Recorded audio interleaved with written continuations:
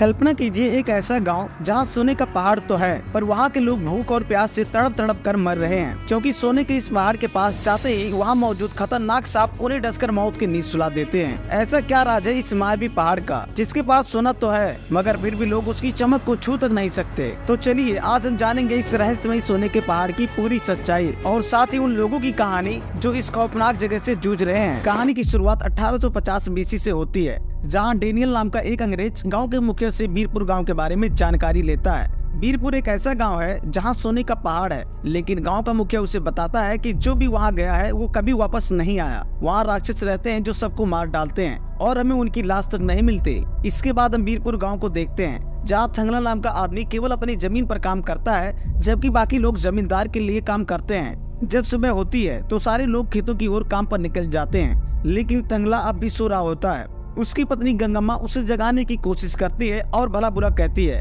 पर थंगला फिर भी नहीं उठता। जब गंगम्मा उसे उठाने के लिए उसके पास जाती है, तभी थंगला एक सपना देखने लगता है, जिसमें वह एक बहुत बड़े युद्ध में लड़ रहा होता है। जैसे ही उसकी आंख खुलती है, वह गंगम्मा पर हमला कर देता है। उसके बच्चे यह देखकर बहुत डर जाते हैं। फिर थंगला हंसते हुए अपनी पत्नी को मनाने की कोशिश करता है और कहता है, मैंने तुम्हें कितनी बार समझाया कि मुझे ऐसे मत उठाया करो। इसके बाद थंगला और उसकी पत्नी खेत की ओर निकल जाते हैं। फिर कहानी में पशुपति नाम का एक पंडित आता है, जो गांव के लोगों से पंडित बनने की बात करता है और उन्हें जनेऊ पहनाता है। थंगला का बेटा अशोका भी यह सब देख रहा होता है। पशुपति उसे पंडित बनने के लिए बुलाता है। तभी गंगम्मा वहां आकर अशोका को खेत में ले जाने के लिए बुला लेती है। थंगला अपने खेत में कटाई शुरू करने से पहले पूजा करता है। तभी उसकी पत्नी पर कोई देवता आ जाता है, लेकिन थंगला उसे शांत कर देता है। रात के समय थंगला के बच्चे उसे कहानी सुनाने की जिद करते हैं। थंगला अपने बच्चों से बहुत प्यार करता है। वह कहता है, मैं कहानी सुनाऊंगा, लेकिन सबको हूँ करना पड़ेगा।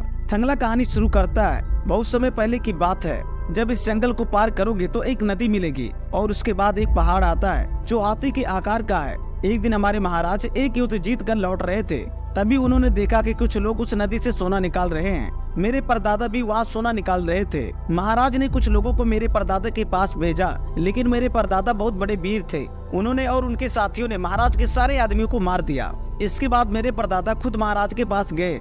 जब वे वहाँ पहुँचे तो एक आदमी ने उनके पास से सोने की पोटली काटकर महाराज को दे दी। महाराज ने इतना शुद्ध सोना देखा तो उनकी लालच बढ़ गई। मेरे परदादा ने महाराज से कहा, सोना उसे ही मिलेगा जिसे इसकी जरूरत होगी। अगर तुम दूसरों के लिए ढूंढोगे तो तुम्हें कुछ नहीं मिलेगा। महाराज ने फिर भी अपने सेना को नदी में सोना ढूंढने भेजा, लेकिन उन्हें वहाँ सिर्फ पत्थर और मिट्टी मिली। तभी महाराज के पंडित ने एक मोर को देखा और उसके पीछे गया। उसने वहाँ एक सोने का पहाड़ देखा और ये बात महाराज को बताई। महाराज सोने का पहाड़ देखकर और भी लालची हो गया और बोला, मुझे ये सोना किसी भी कीमत पर चाहिए।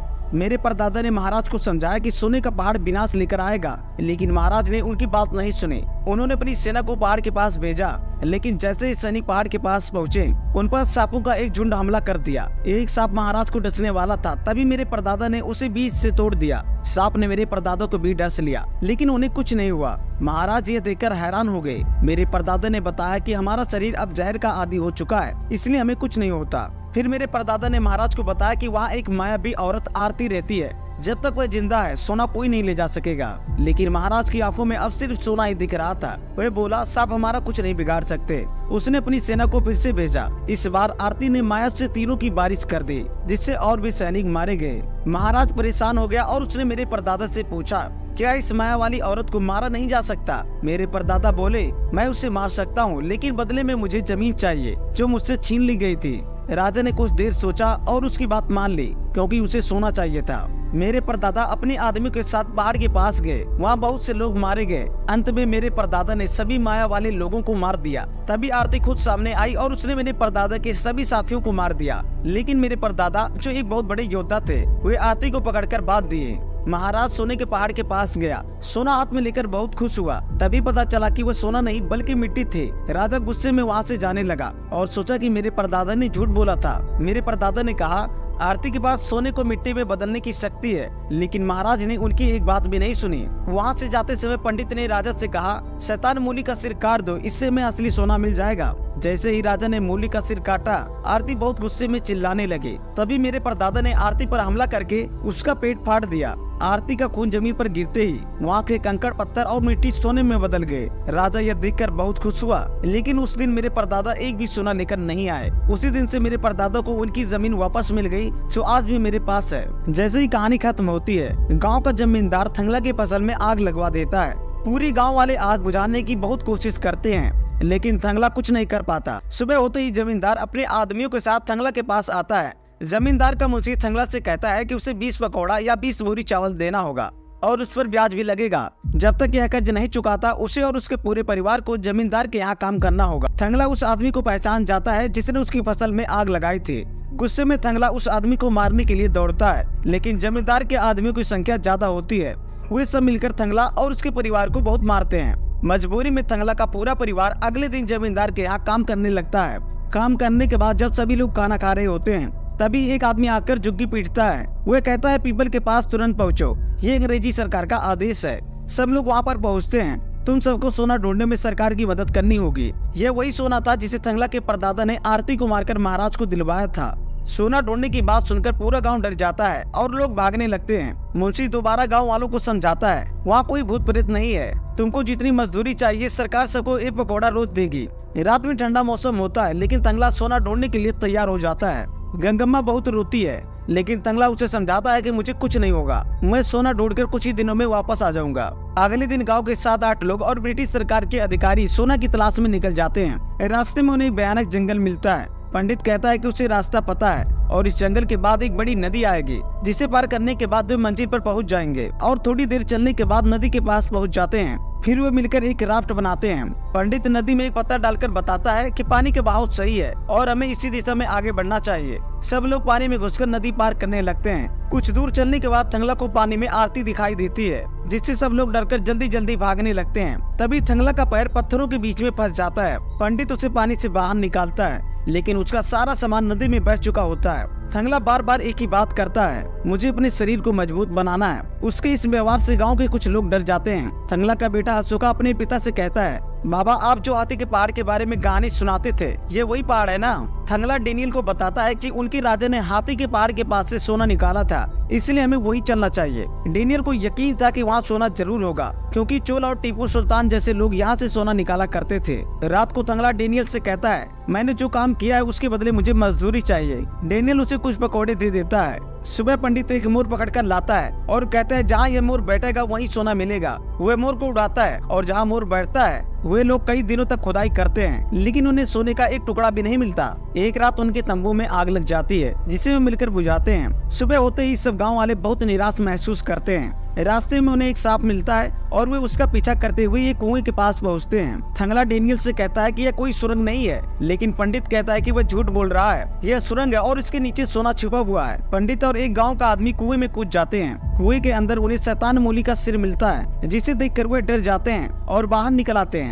जब वो यह बात थंगला को बताते हैं तो उसका बेटा अशोका कुएं में कूदकर शैतान मूली का सिर बाहर निकाल लाता है। अगले दिन गांव का एक आदमी फूट फूट कर रोने लगता है, क्योंकि उसकी अभी शादी हुई थी और वह अपनी पत्नी को बहुत याद कर रहा था। डेनियल अपने साथी से कहता है, हमें थंगला की बात माननी पड़ेगी, क्योंकि हमारे पास और कोई दूसरा रास्ता नहीं है। हमें हाथी के पहाड़ के पास जाना चाहिए। अगर हमें सोना नहीं मिला तो मैं कंगाल हो जाऊंगा। डेनियल थंगला से कहता है, हमें हाथी के पहाड़ के पास ले चलो। रास्ते में अशोका अपने पिता से कहता है, बाबा अगर हमें शैतान मूली का शरीर मिल गया तो क्या हमें सोने का भी पता चल जाएगा? लेकिन पंडित अंधविश्वास में कहता है, हमें उसकी मुंडी तोड़कर दफना देनी चाहिए, नहीं तो हम सब मारे जाएंगे। उसकी बात पर कोई ध्यान नहीं देता और सब लोग आगे बढ़ते रहते हैं। जब सभी लोग हाथी के पहाड़ के पास पहुंचते हैं तो अचानक वहाँ बहुत तेज आंधी तूफान आने लगता है। पंडित एक अंग्रेज से कहता है कि वहाँ मत जाओ, नहीं तो हम सब मारे जाएंगे। वह गुस्से में थंगला पर बंदूक तानता है, लेकिन डेनियल उसे ऐसा करने से रोकता है और कहता है, अगर तुम इसे गोली मारोगे तो मैं तुम्हें गोली मार दूंगा। तभी वहाँ पर एक काला तेंदुआ आ जाता है और डेनियल पर हमला कर देता है। थंगला लाठी से तेंदुए पर हमला करता है, लेकिन तेंदुआ उसे घायल कर देता है। थंगला घायल होने का नाटक करता है और जैसे ही तेंदुआ उसके पास आता है वह उसे मार देता है। इसके बाद सभी लोग आपस में बहस करने लगते हैं। तभी थंगला वहाँ से भागने लगता है। सब लोग उसके पीछे दौड़ते हैं। फिर हम देखते हैं कि आरती अपने मायावी फौज के साथ उन्हें देख रही होती है और वहाँ बहुत सारा धुआं हो जाता है। थंगला को लाची महाराज की पूरी सेना दिखाई देती है, जिसे वह कहानियों में सुनाता था। इसी बीच अशोका को शैतान मूली का शरीर मिल जाता है और वह यह बात थंगला को बताता है। थंगला और बाकी लोग मिलकर शैतान मूली का शरीर निकालने लगते हैं। आरती थंगला पर हमला करती है और थंगला समझ जाता है कि ये वही आरती है। अशोका शैतान मूली का शरीर जोड़ देता है, जिसके बाद थंगला को सब लोग दिखाई देने लगते हैं। थंगला आरती को गोली मार देता है। फिर शैतान मूली का एक छोटा टुकड़ा आग में तपाता है। डेनियल और बाकी सभी को पता चल जाता है कि ये असल में सोना है। तभी वहाँ जोरदार बारिश होने लगती है और बिजली गिरने से कुछ लोग मारे जाते हैं। सुबह होते ही डेनियल बहुत खुश होता है और थंगला को अमीरों जैसे कपड़ा दे देता है और कहता है तुम अपने गांव जाओ और वहाँ से ढेर सारे मजदूर लेकर आओ। थंगला एक घोड़ा लेकर जमींदार के पास जाता है। जमींदार यह देखकर हैरान हो जाता है और थंगला अपने बच्चों से मिलता है। इसके बाद थंगला जमींदार को पकौड़े देकर अपनी जमीन की कागज ले लेता है और गांव में सबको बताता है कि उन्हें सोने की खदान मिल गई है। वह कहता है कि सबको वहां जाकर काम करना होगा और बदले में उन्हें बहुत सारा सोना मिलेगा। सोने की लालच में सारे गांव वाले उसकी बात मान लेते हैं। जब थंगला अपने पूरे गाँव के लोगों के साथ वहाँ पहुँचता है तो देखता है कि अंग्रेज वहाँ के लोगों पर अत्याचार कर रहे हैं और आदिवासियों को गोली मार रहे हैं। अशोका जब उन्हें रोकने की कोशिश करता है तो उसे मारकर जमीन पर फेंक देते हैं। यह सुनकर थंगला अपने बेटे के पास जाता है, लेकिन अंग्रेज उसे मारते हैं और उसके कपड़े फाड़ देते हैं। तभी डेनियल वहाँ आकर सबको रोकता है। डेनियल अब गांव वालों से कहता है अब तुम सब मेरे गुलाम हो। यह सुनकर गांव वाले एक दूसरे को बेबस भरी नजरों से देखने लगते हैं। रात को थंगला अपने फटे कपड़े को सिलने बैठता है। उसकी पत्नी गंगम्मा अपने बेटे की हालत देखकर समझ जाती है कि कुछ गड़बड़ है। तभी अशोका अजीब सी आवाज में कहता है तुम सब जानते हो इस जगह पर सभी की मृत्यु निश्चित है, इसलिए यहाँ से तुरंत चले जाओ। सुबह डेनियल शैतान मूली की मूर्ति वहाँ खड़ी करवा देता है और सभी लोगों को काम करने का आदेश देता है, लेकिन अशोका पेड़ के पास खड़ा होकर बस देखता रहता है। रात के समय थंगला को फिर से आरती दिखाई देती है जो कहती है सदियों से चल रहा युद्ध अब समाप्त होने वाला है। तभी गंगम्मा वहाँ आ जाती है और पूछती है तुम किससे बात कर रहे हो।